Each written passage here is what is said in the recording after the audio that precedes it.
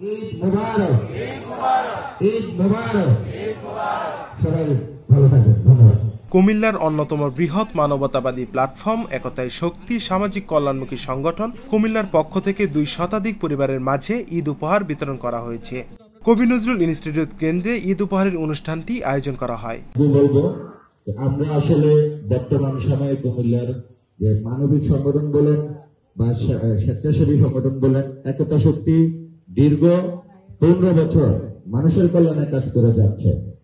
ঈদ উপহার বিতরণ অনুষ্ঠানে প্রধান অতিথি হিসেবে উপস্থিত ছিলেন সংগঠনের প্রধান উপদেষ্টা ও কুমিল্লা টেলিভিশন সাংবাদিক ফোরামের সাধারণ সম্পাদক সাংবাদিক হুমায়ুন কবির জীবন। মানুষের সেবা সবসময় করতে পারি এবং মানুষের পাশে থেকে আমরা আমাদের জীবনটাকে যেন পরিচালনা করতে পারি, আপনাদের কাছে দোয়া চাচ্ছি।